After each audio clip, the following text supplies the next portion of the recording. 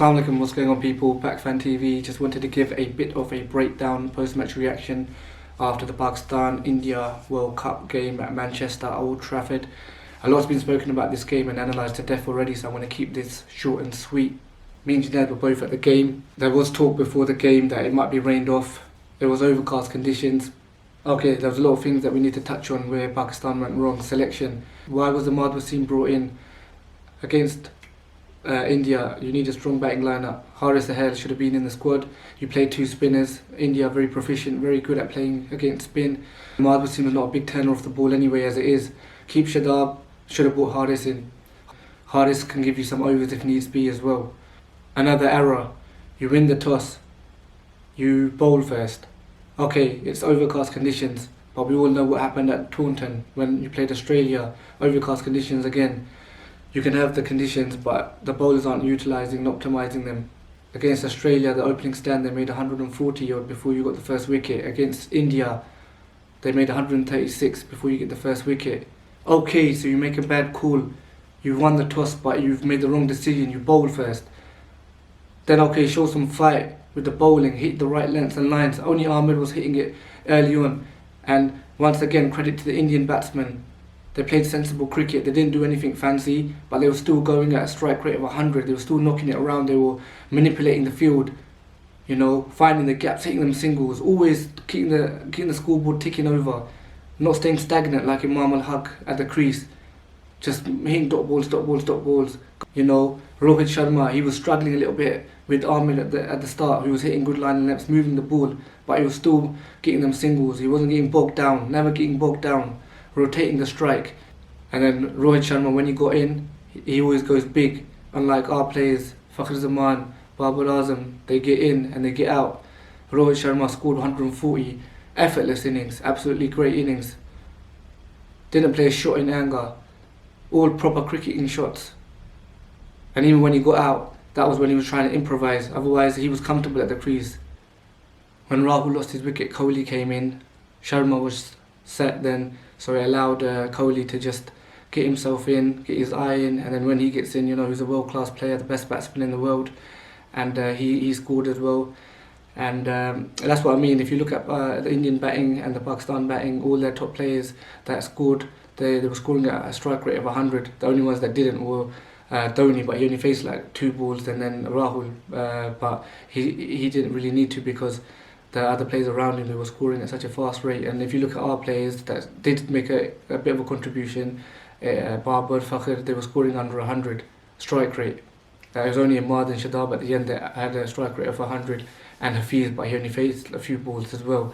So that's the difference. And if you're chasing such a big target like 336, and that's another thing that needs to be addressed. You know, we talk about this attacking brand of cricket, but our power play strike rate is the lowest, one of the lowest amongst all of the teams. So in terms of Pakistan bowling, it just seems like you talk about player IQ. It seems as though a lot of the Pakistan team players, they don't have any player IQ. Ahmed seems an intelligent bowler. He finds his line and lengths. He reads the game quite early. And he was the only one that troubled some of the Indian batsmen, and as a result he had the only one who had respectable figures out of 3 for 47, and he's having a good World Cup so far. But the likes of Wahab, who seems to think it's okay now every game just to regularly go for 70-80 runs. Hassan Ali, Junaid spoke about that in the last post-match discussion against Australia, to bench him. He went for 84 off 9 overs, didn't even bowl his full quota, was going for over 9 and over. So then when Babar Azam got bowled by Yadav, who I thought had a very good game, Kuldeep Yadav. That was when the notorious Pakistan collapse happened. 4 wickets fell for 12 runs. 4 wickets fell for 12 runs. 4 wickets fell for 12 runs. From 117 for 1 to 129 for 5 in 3 overs. In 3 overs, 4 wickets fell for 12 runs. It was an absolutely shocking performance from Pakistan. Terrible performance all around.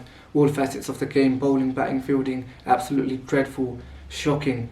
Fans were rightfully disappointed after the game. Always one for backing and supporting the team at all costs, win, lose or draw. But there has to be some fight, some passion shown. There has to be some fight, there has to be some passion shown. The fact that you've lost by such a huge margin and disappointed in all facets of the game, what do you expect from the fans then afterwards when you're getting backlash? And it's not just the performance on the pitch, it's obviously the news that we're hearing outside of the pitch, antics outside of the pitch. The night before the game, reports coming in to us that Pakistan players in shisha cafes, chilling, going to restaurants. Like, what kind of preparation is this? You're in a World Cup, you're representing a nation in one of the biggest games, not only in cricket, in world sport. Over 1 million people tried to get tickets for a 23,000 capacity stadium. A match that was broadcasted and viewed by 1.4 billion people. I'm disappointed in the likes of experienced players such as Shoaib Malik, who should be leading by example. If he's there sitting in these cafes, what does he expect the youngsters to do? And quite honestly, Shoaib Malik, we're hearing that he's going to retire after this World Cup. He's done nothing. Shoaib Malik, call it a day, my friend. Call it a day. You're not doing anything.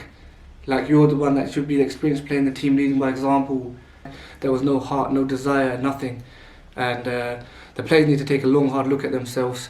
All the backlash they're getting, they deserve it. It was absolutely awful performance. We have to be honest and truthful with ourselves. A lot of players in this Pakistan team, simply, they're not good enough. They're not good enough to be wearing the badge. They need to look at the domestic circuit. They need to look at the structure of domestic cricket and how they're nurturing talent, because we're just not good enough. I'll be honest with you, we haven't got world-class players. We've got one world-class batsman, we've got one world-class bowler, and the rest are mediocre, average at best. And that's the simple and honest facts of it. People might say, what do you mean our team's not good enough? It's only 2 years ago we won the Champions Trophy. Yeah, it was only 2 years ago we won the Champions Trophy, but bear in mind, we just about qualified for that tournament. And for that tournament we also had a few unknown quantities to the other nations. We had a few new players, Hassan Ali, Fakhar Zaman, all these guys. They were new on the circuit, and they freshened up the dressing room, and we went on that incredible run. But then it's about building on that. And what have we done since? Not good enough. All credit to India. They batted, bowled and fielded superbly. All credit to them. And they're definitely, in my estimation now, I know England were the favourites heading before the World Cup, but so far, from what I've seen, India are head-on favourites to lift the trophy ahead of England now. They're looking really solid. They've got a great combination, great squad, good balance to their team. Unfortunately, Pakistan could not break their unwanted record of not having defeated India at a World Cup. So that continues, and yeah, I mean, we can take solace in the fact that we've beaten India head-to-head more times, but, you know,